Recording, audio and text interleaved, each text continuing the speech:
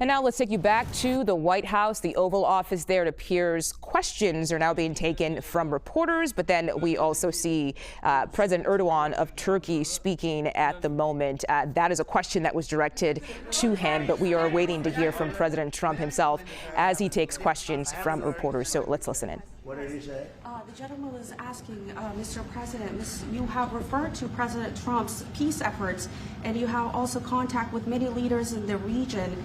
And what do you think that you can do about this? And Mr. President has said that, yes, I believe in the peace efforts that President Trump is leading, and together we will be able to overcome the challenges in the region.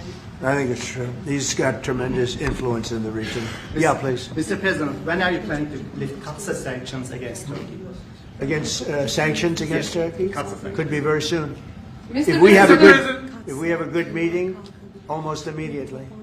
President Erdogan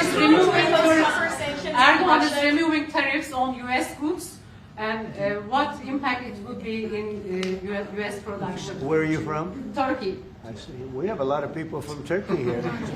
That's We are good. Because I like the questions very much, actually. They're very nice questions.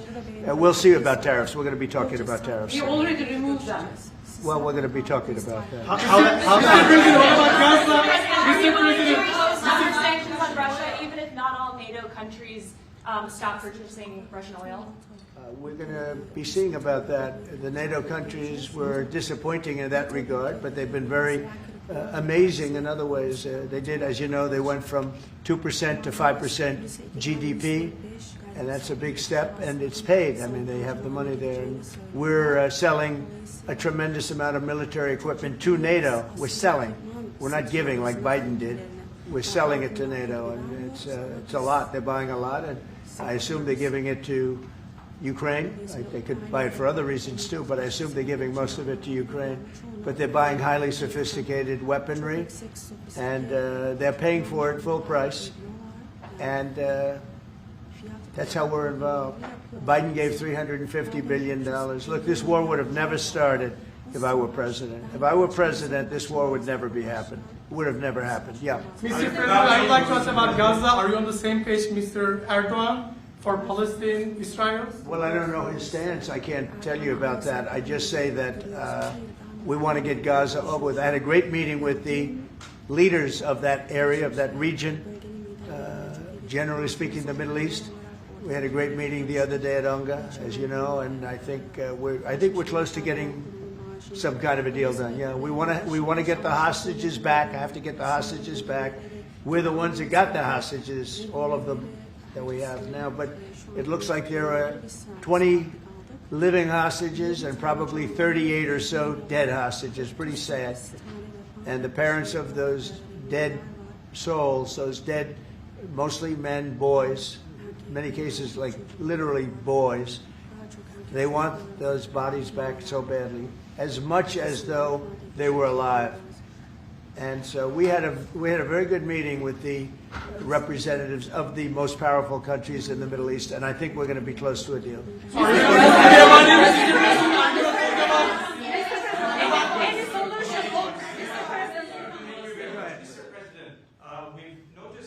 In the Ukrainian war and during the Israeli-Iran war, the airspace of the NATO countries is very fragile, and it needs to be stronger. And in that sense, Turkey being the second largest army in NATO, it needs to support its air force and air defense.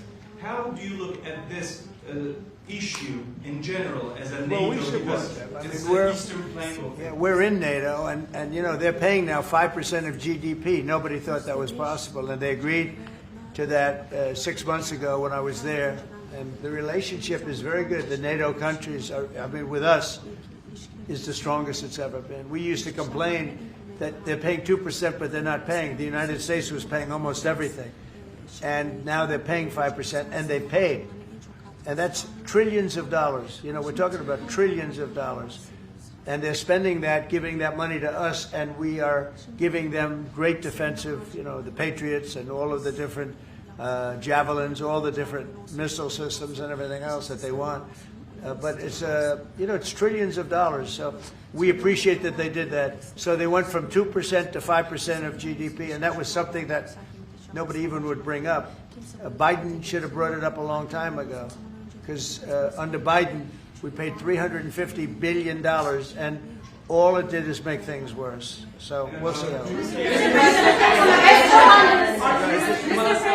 F-35s to Turkey, fighter jets, F-35s. Yeah, we're talking about the fighter jets for Turkey. Yes, we are.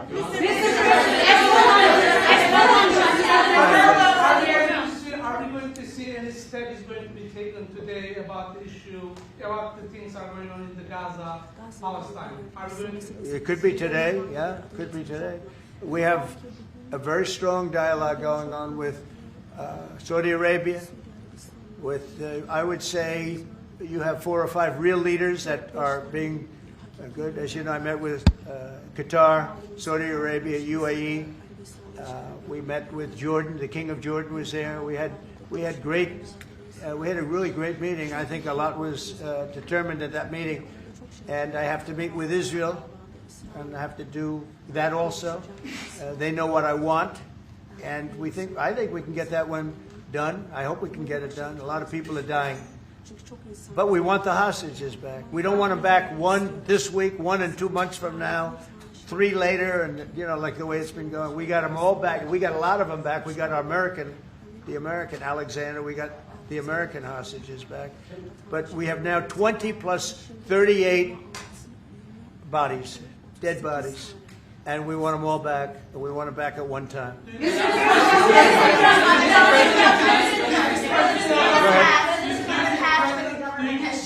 President Erdogan will help to release the hostages?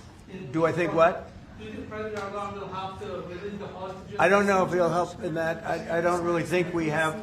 I don't think it'll be necessary in this case. I think we're going to be in a pretty good position. There are a lot of people that want that done. I met with great leaders. Look, you saw the people that were there, and great leaders. Egypt was also represented. We met with the leaders of that part of the world, and they want to see if they can get something done. And I'm going to have to tell Israel, let's go. We want to get the hostages back. Everybody wants to see that war over with, by the way. Everybody. So we're going to see what happens.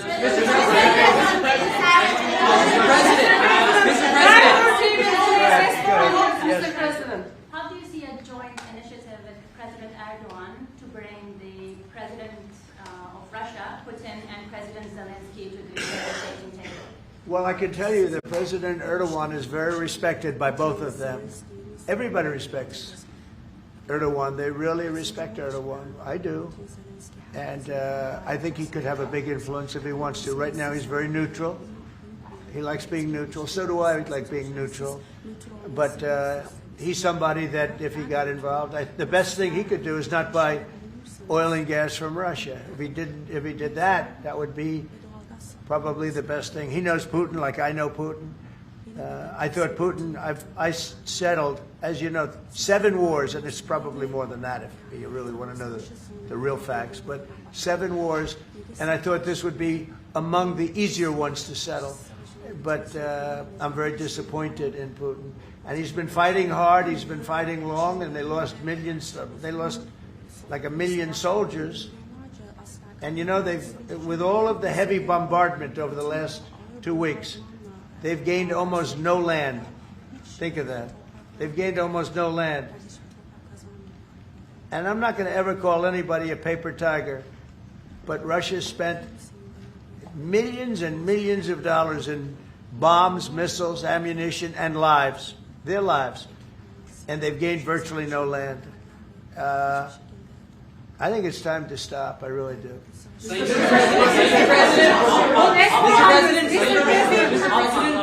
few months ago, you met with Aliyev and Pashinyan. Can you follow up? So where? You met with Aliyev and Pashinyan, Azerbaijan President Aliyev and Pashinyan. Can you follow up on what you want to say about current process? No, I can't. I like this guy. I like him. He's from CNN. Fake news, the worst fake news. but I like him. So it's CNN Turkey. I'll get Brian. Go. Syria has been a major issue between the two countries for the past decade. And you said the future to Syria is in Erdogan's hands back in, I think, December and January. And the countries are in the process of integrating little fractures into the main government. When do you want to see that happen?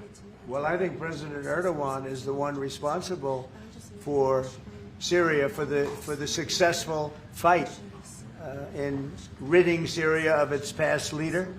And I think this man is responsible. He doesn't take the responsibility, but it's actually a great achievement. They've been trying to do it for 2,000 years. I said, he does it. He did it. I mean, they're your surrogates. I think you should take the credit for it. I told him, take the credit. For 2,000 years, you've been trying to take over Syria. He took over Syria, and he doesn't want to take the credit. You know, all of those people are his surrogates. But the leader of Syria, the new leader, as you know, I took sanctions off in order to let them breathe, because the sanctions were very strong. But I think we should have a major announcement today. He was responsible for that victory. It was a victory for Turkey, because they've been fighting, as you know, for like 1,000 years. And it never went, you know, it was back and forth, but he's responsible for that. So he would have a lot to say with respect to Syria. But at his request, I took, and the request also of the King of Saudi Arabia, it's very interesting, and Qatar, they said if you could take the sanctions. We had very strong sanctions. They couldn't have lived with those sanctions, and I took them off to give them a chance to breathe. But the president was one of the people that was responsible for that. He asked me to do it. I did it. Mr. President, furloughs are very typical when the government shuts down. Why is the administration directing federal layoffs of federal workers this time around? Well, this is all caused by the Democrats. They asked us to do something that's totally unreasonable. They never change. They want to give money away to illegally, people that entered our country illegally. They want to give them massive federal money. And we don't want to do that because it means everyone's going to just keep pouring back. Right now we have absolutely perfect borders like you haven't seen in many years. Even better than I had great borders during my 4 years, but these borders are stone cold closed. You can only come into our country legally now. But the Democrats want to give it all away. They want to open up the borders. Take a look at that. Big thing. They want to open borders again after what we're going through now, getting rid of prisoners, getting rid of all of these people dropped out from mental institutions, drug dealers, drug addicts, everything. They're putting everybody into our country.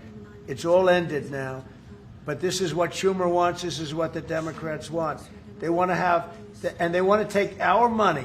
We're doing well because of tariffs. We're doing unbelievable. We're making more money than we ever have made. And by the way, we're going to take some of that tariff money that we made, just to get off the subject for a second. We're going to take some of that tariff money that we made. We're going to give it to our farmers, who are, for a little while, going to be hurt until it kicks in. The tariffs kick into their benefit. So we're going to make sure that our farmers are in great shape because we're taking in a lot of money. We're finding, the other day, it was very interesting, they found $31 billion. They said, sir, we found 31. I said, you mean positively, right? They said, yeah, 31 million more than we knew. And they said, we don't know where it came from. I said, check the tariff shelf. They came back the following morning. They said, you're right, sir, it came from the tariffs. We've never seen anything like this. So what we're going to be doing is we're going to be taking some money from all of the tariff money that we've taken, and we're going to distribute it to our farmers until the tariffs kick into their benefit, which ultimately the farmers are going to be making a fortune. But it's a process of, it has to kick in. All right, maybe one more. There was another shooting at an ICE facility in Texas yesterday. Terrible. Detainees were killed. The FBI director posted on social media bullets that were engraved with the message anti-ICE. Right. He just posted another thing on social media saying they recovered a handwritten note from the subject that read, hopefully this will give ICE agents real terror to think, is there a sniper with AP rounds on that roof? Who do you hold responsible for the uptick in left-wing violence in the country? Radical left rhetoric. The radical left is causing the problem. They're out of control. They're saying things, and they're really dumb people. I mean, I look at Crockett. I look at some of these people. They're very low IQ people, actually. But the radical left is causing this problem, not the right, the radical left. And it's going to get worse, and ultimately it's going to go back on them. I mean, bad things happen when they play these games. And I'll give you a little clue. The right is a lot tougher than the left. But the right's not doing this. They're not doing it, and they better not get them energized, because it won't be good for the left. And I don't want to see that happen either. I'm the president of all the people. But the radical left is causing this. Radical left Democrats are causing this problem, and it gets worse. It gets worse, and it'll be a point where other people won't take it anymore, and that will not be good for the radical left, and we don't want that. Okay, thank you. Mr. President, it seems like an indictment of James Comey is imminent. Would this be the first step in accountability for pushing the hoax of Russia, along with Barack Obama involved as well? Well, I can't tell you what's going to happen because I don't know. You have very professional people headed up by the Attorney General, and Todd Blanche, and Lindsay Halligan, who's very smart, good lawyer, very good lawyer. They're going to make a determination. I'm not making that determination. I think I'd be allowed to get involved if I want, but I don't really choose to do so. I can only say that Comey's a bad person. He's a sick person. I think he's a sick guy, actually. He did terrible things at the FBI. And but I don't know. I have no idea what's going to happen. Thank you very much, everyone.